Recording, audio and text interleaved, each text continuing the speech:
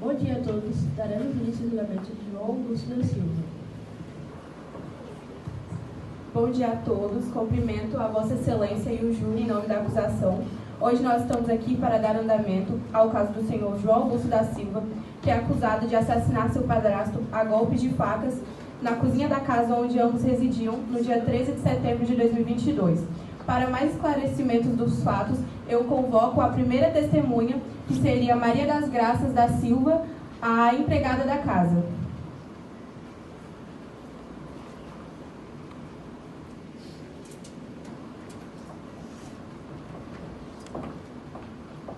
Juro dizer a verdade, somente a verdade, nada além da verdade. Bom dia. Bom dia. Como que era o convívio entre padrasto e enteado? Eu não presenciava muito a convivência deles, pois quando eu chegava, né, porque minha hora de expediente era de 7 às 15, 7 horas das 15 horas, 17. Quando eu chegava, o menino já estava na escola. E quando mesmo voltava, o padrasto já tinha saído por lá, então eu não presenciava muito a convivência deles. Há quanto tempo mais ou menos você trabalhava na casa do Silva? Nossa, eu trabalho na casa do Silva, eu trabalhava, né, tem uns 8 anos já. E você já percebeu algo diferente no comportamento do João Augusto ou do padrasto? Diferente como? Tipo assim, alguma briga, alguma discordância? Não. No dia do crime, você percebeu alguma movimentação diferente na casa ou em volta da casa, algo que não costumava acontecer? Não.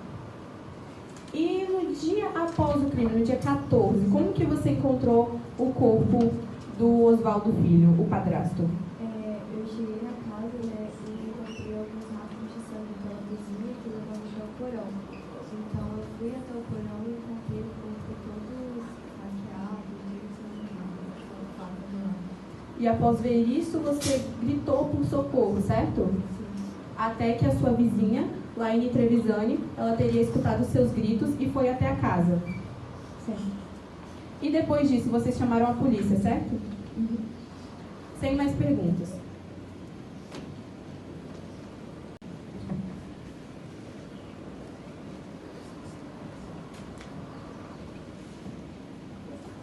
Eu convoco a próxima testemunha de acusação, a testemunha Laine Trevisani, vizinha da família.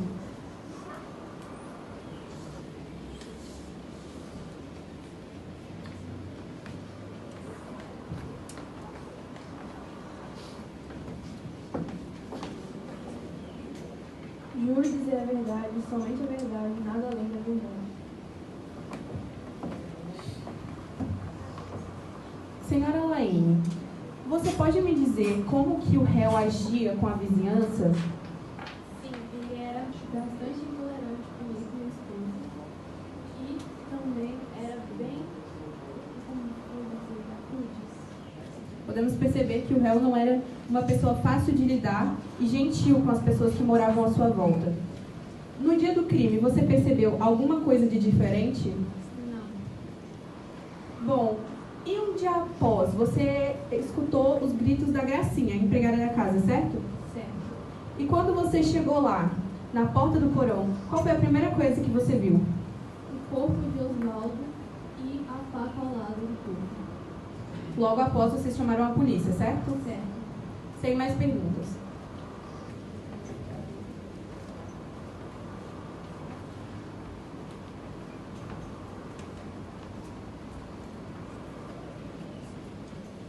Eu convoco a próxima testemunha de acusação, Pietra Trevisani, também vizinha da família.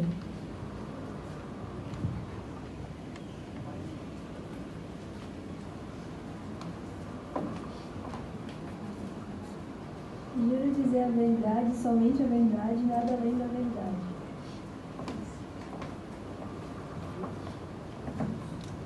Você era vizinha da família, certo? Certo. Você é vizinha deles desde quando o réu convivia com a mãe e o pai? Sim. E você percebeu alguma mudança de comportamento após essa troca de esposo? Após a mãe dele largar o pai para ir morar com esse padrasto? Sim, quando ela ainda era casada com o pai dele, ele sempre foi mais calmo, mais reservado na dele. Depois que ela casou com o falecido Osvaldo, ele se tornou muito diferente das pessoas da vizinhança. E ele era hostil com você e sua esposa? Sim, muito hostil, agressivo e intolerante. Bom, e no dia do crime, você percebeu algo de diferente? Algo que não costumava acontecer ou acontecia raramente? No dia do crime, não, porque eu passo o dia inteiro fora. Só que na noite do crime mesmo, eu ouvi portas batendo, alguns gritos vindo da casa e depois o réu passou correndo todo ensanguentado. E no dia seguinte, você escuta os gritos de socorro de Gracinha e da sua esposa na casa e você adentra a casa. Qual foi a primeira cena que você viu? Logo quando eu entrei na casa, eu vi a cozinha toda ensanguentada, cheia de sangue e os rastros levando até o porão. Sem mais perguntas. E assim eu encerro.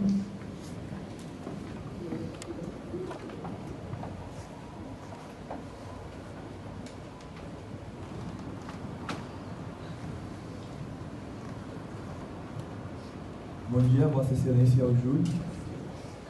Eu quero iniciar fazendo uma simples pergunta.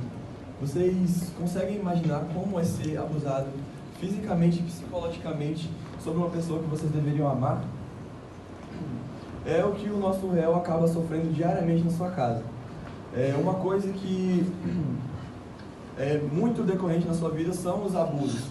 Uma coisa que muitas vezes não é nem considerada por muitas das pessoas. E eu quero iniciar chamando o próprio réu.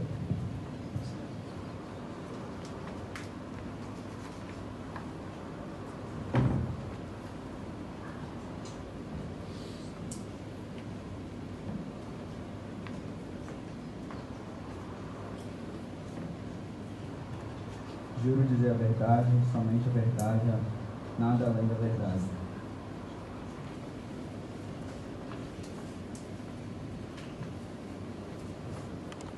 Como você acha que era a sua relação com a vítima? Não tinha uma relação muito boa com o meu padrasto.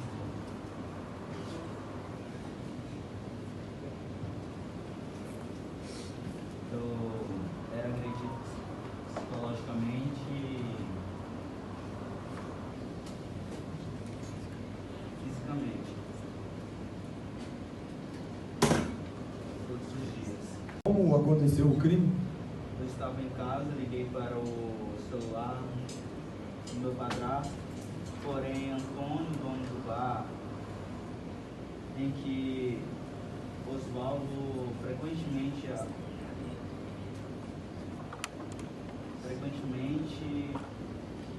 passava por lá para beber. Atendeu dizendo que Osvaldo estava muito bêbado e agressivo, e dizendo que queria me matar. Então me escondi na casa, sozinho. Quando ele chegou, saiu quebrando tudo e gritando meu nome.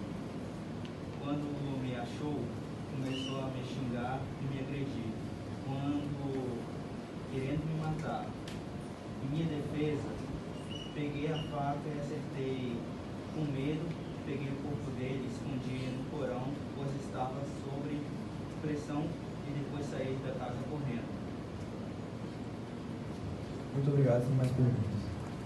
E como foi testemunhado pelo réu, que era abusado frequentemente em casa, quando foi avisado dessas ameaças, dessa possível chegada em casa de forma tão agressiva, ele se escondeu já armado, e quando foi atacado, ele se defendeu, ou seja, ele efetuou essas facadas na sua legítima defesa, porque como já tinha sido avisado que estava escondido, com medo do seu padrasto, que como já era frequentemente ameaçado.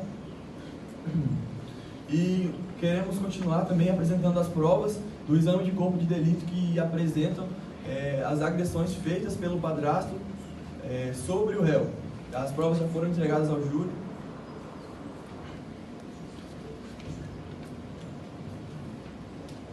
E agora eu quero convocar a testemunha Lázaro.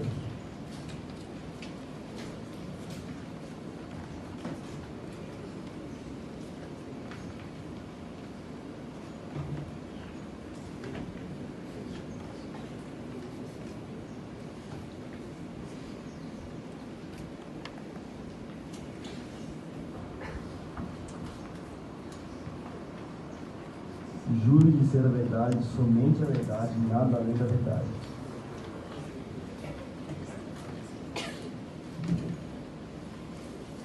Eu me chamo Lázaro, tenho 18 anos e me considero o melhor amigo do réu.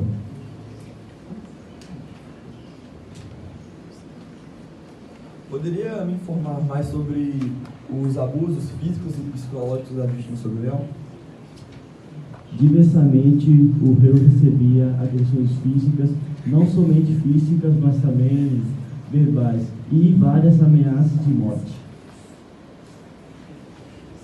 E o padrasto continuava abusando do réu mesmo quando você se fazia presente na casa?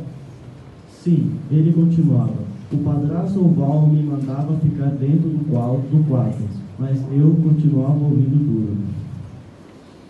Já foram apresentados para você algum tipo de cicatriz ou hematoma? Sim.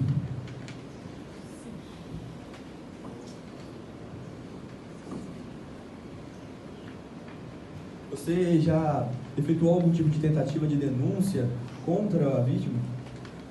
Eu até tinha comentado com o réu, o João Augusto, sobre denunciar, mas ele me disse para não falar nada, para não piorar tudo. De acordo com o que o senhor nos relatou, você conhecia muito a vizinhança. E como você acha que a vizinhança reagia referente a esses abusos? A maioria dos vizinhos sabia que o padrasto tinha problemas com o réu. Um dia eu até perguntei para alguns jovens que eram vizinhos dele sobre isso, mas eles falaram que era como uma forma de castigo e agiam como se o padrasto fosse o certo e o errado fosse o réu. Muito obrigado, sem mais perguntas. Como foi testemunhado pelo Lázaro, a vizinhança não se importava muito com as agressões que eram frequentes e que eram sim perceptíveis. E como também foi testemunhado, o seu comportamento mudou a partir do momento que ele começou a morar com o padrasto. Ou seja, alguma coisa diferente estava acontecendo dentro daquela casa. E é inegável o fato dele ser abusado psicologicamente e fisicamente pelo réu, pela vítima. Perdão. E isso é um fato inegável que nós não podemos esquecer, por isso eu quero deixar isso bem claro para que os senhores possam ter uma votação justa, considerando esse tipo de problema. Muito obrigado, senhor.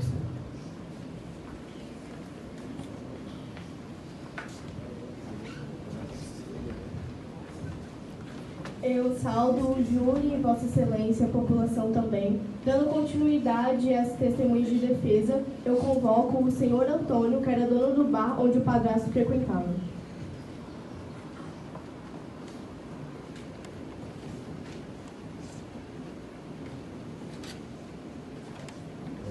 Juro dizer a verdade, somente a verdade, nada além da verdade.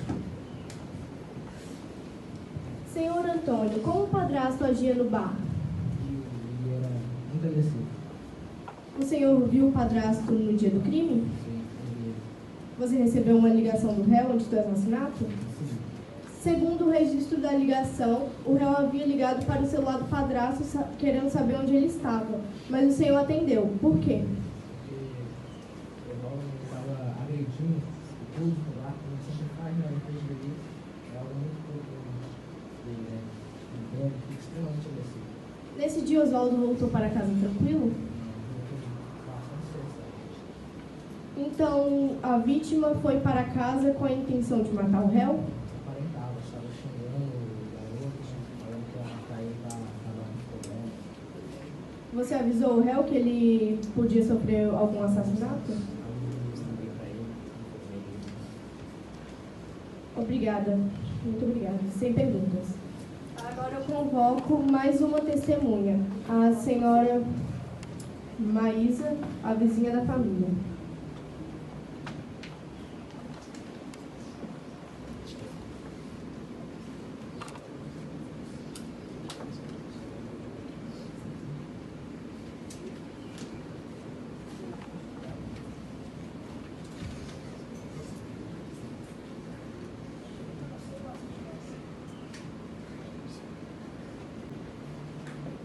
Juro dizer a verdade, somente a verdade, nada além da verdade.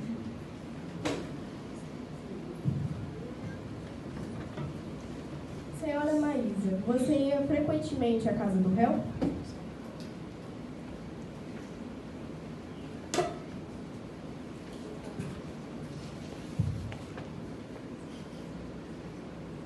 Sim. O que você presenciava na casa?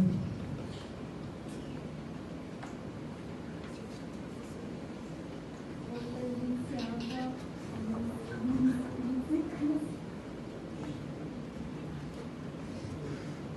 A senhora, conhecendo os outros vizinhos, como era a relação deles mediante essa situação? Como eles agiam? eles simplesmente não ligavam. No dia do crime, você ouviu alguma movimentação estranha? Sim, eu estava na cozinha quando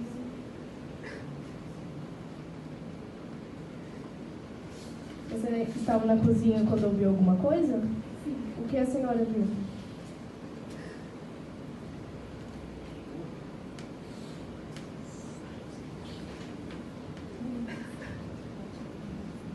De ambas as partes, do padrasto e do réu?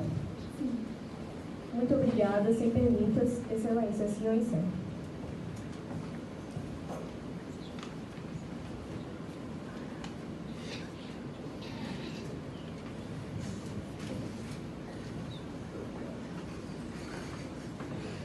A Lei Maria da Penha, ela se enquadra para qualquer indivíduo que entregue uma sociedade e esteja sofrendo agressão, seja ela qual for.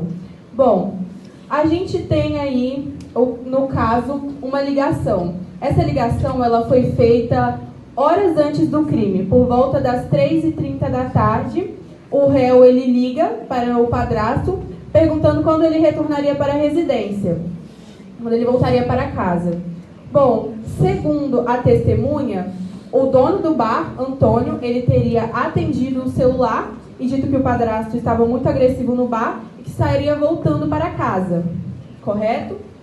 Bom, o que seria muito estranho, já que essa ligação ela foi feita na parte da tarde e o crime só ocorreu de fato à noite. Então a gente tem aí uma quebra de tempo durante o ocorrido. Bom, como que alguém vai para casa para matar alguém com a intenção de matar e ele só chega lá horas depois, levando em consideração que o bar não era tão longe da residência? Isso é bem confuso, vocês não acham? Porque eu acho que se alguém ameaça o outro de matar, se está indo para casa, obviamente ele vai chegar em pouco tempo, ele não vai demorar horas para chegar. A gente também tem que levar em consideração o fato do réu falar que ele já estaria preparado para quando o padrasto chegar. Ele teria pego a faca na gaveta da cozinha e já estaria pronto, escondido, para atacar o padrasto, correto? Bom, ele alega uma legítima defesa, porém uma legítima defesa,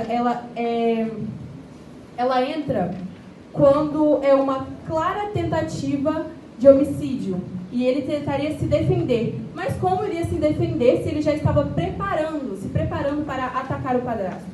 Como que alguém se defende dessa forma?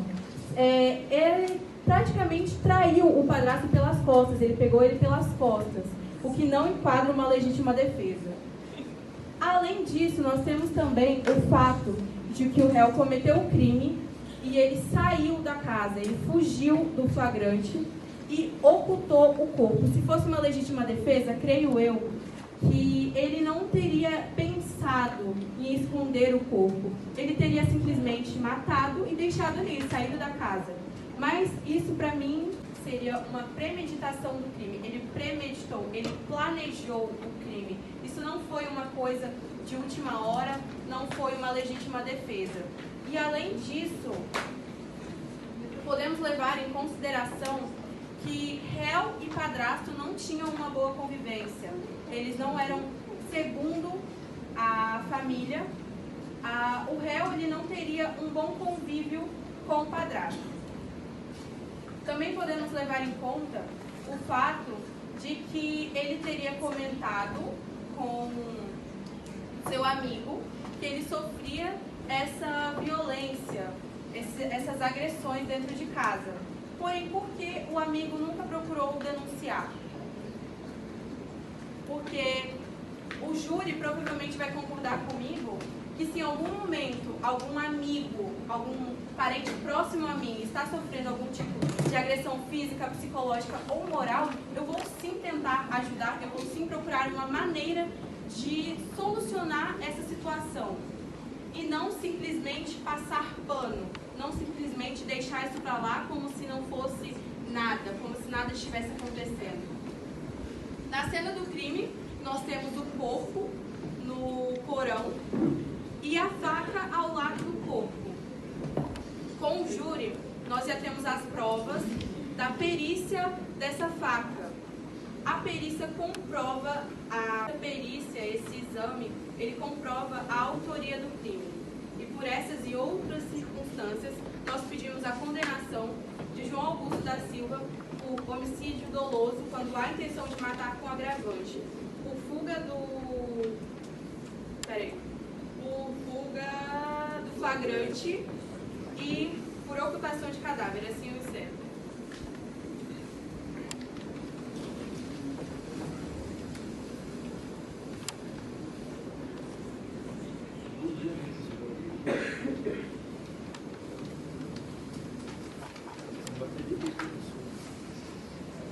Bom dia a todos.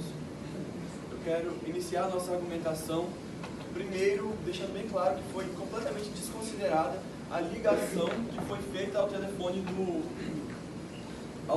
do padrasto, que ele entrou em contato com o dono do bar. Ou seja, ele entrou em contato com o dono do bar, que ele foi avisado que estaria chegando em casa. E o tempo que ele leva para chegar em casa não justifica suas ações. Ou seja, o tempo que ele demoraria ou não para chegar em casa não faz mais sentido ou menos sentido de acordo com suas ações. Ou seja, ele poderia levar até dias se ele tivesse algum tipo de plano para assim, chegar em casa e efetuar esse assassinato.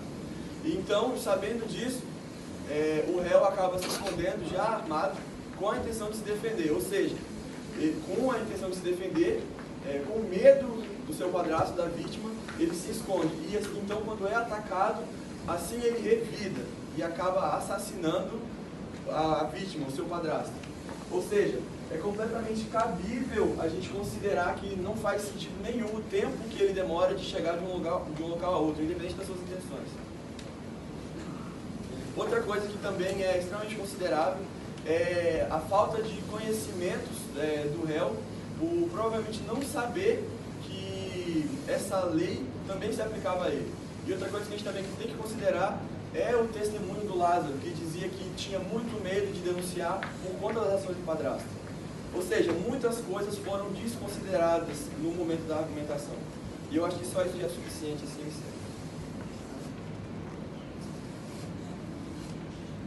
Agora prosseguiremos para o processo de votação, onde vocês votarão sim para condená-lo e não para absolver o caso.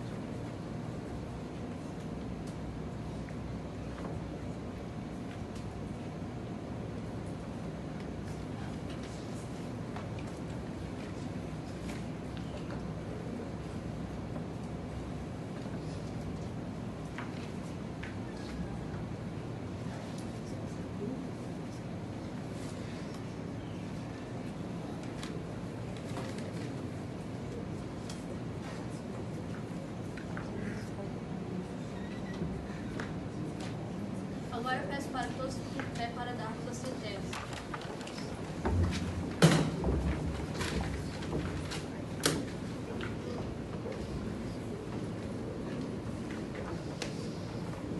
Houveram 3 votos para condenar e 4 votos para não condenar. Como não podemos deixar ele solto por causa de um homicídio qualificado, ele terá uma redução de pena de 7 anos. E aí ele será condenado a 8 anos